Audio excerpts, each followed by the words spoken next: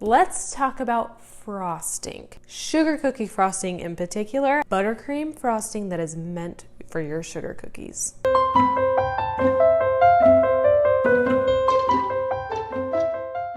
What is up, you guys? It is Karli here, and you are officially cooking with Karli. I know it doesn't look like a lot in front of me right now, but let me tell you, this is the makings for the best sugar cookie frosting you will ever put on your sugar cookies. What we have here is butter, some shortening, vanilla extract, milk, and powdered sugar. Now let's talk about these two for just a second. My recipe calls for half butter and half vegetable shortening. And let me tell you why. The vegetable shortening will actually make this buttercream crust slightly. So that just means the outside of your frosting will get hard. So you can put your dried sugar cookies into like a zip top bag and the frosting won't get messy and get everywhere. Your design will stay looking exactly how it is. It may flatten just a bit, but it's not going to be a big nasty mess. So if you need your buttercream to be slightly crusting, make sure to use your shortening. Now, if these sugar cookies are made just for you in your home and you're not planning on stacking them at all, packaging them up, putting them on a platter or anything like that, feel free to use all butter. This is what I generally use at home when I'm just making sugar cookies for my family. You can't tell the difference in taste, but I just think it's easier to grab one stick of butter, then cut it in half and deal with measuring a 1/4 cup of shortening.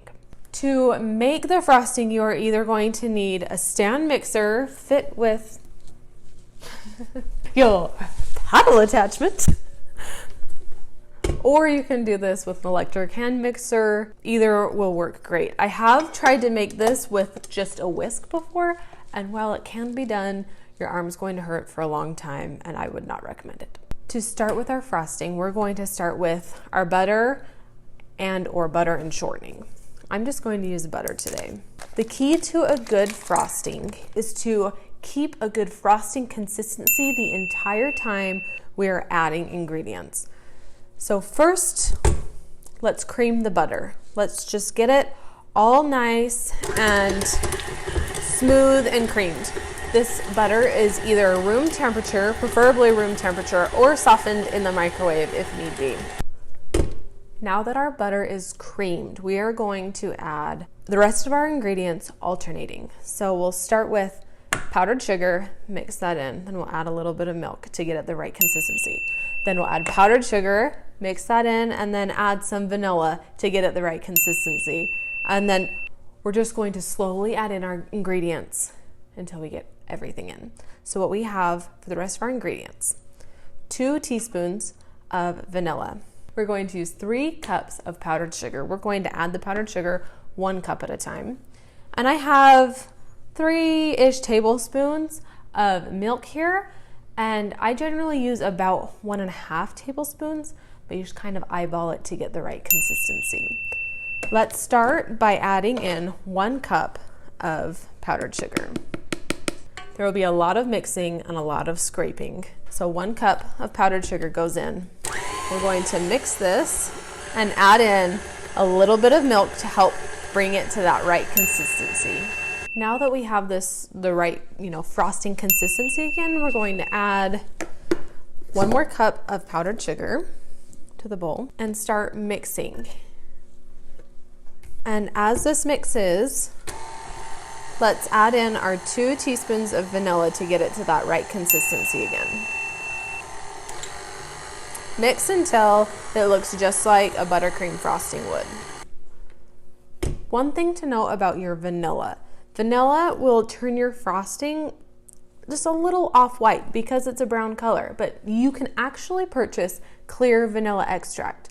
When you want white frosting, like bright white frosting, make sure to use clear vanilla extract.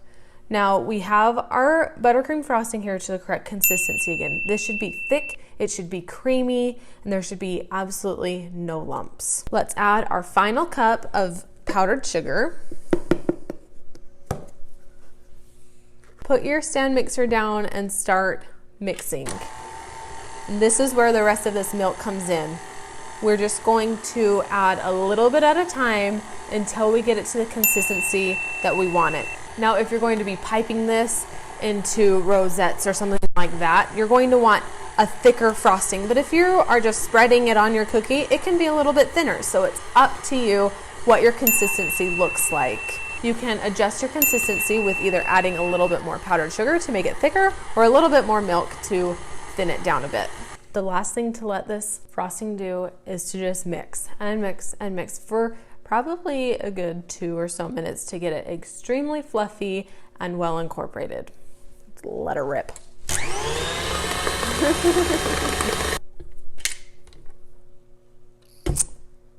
There we have our sugar cookie frosting. If you want to dye this a color using food coloring, now is the time to do it. Just add your drops in and hand mix it together.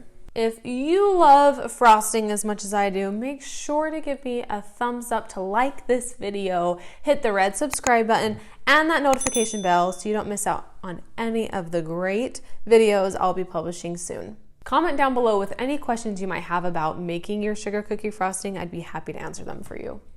The sugar cookie frosting is done, and now it is time to get frosting some sugar cookies. If you are looking for the perfect sugar cookie recipe to go along with your perfect sugar cookie frosting, make sure to check out my sugar cookie video. It's linked right here. Click there and make yourself some of these amazing sugar cookies.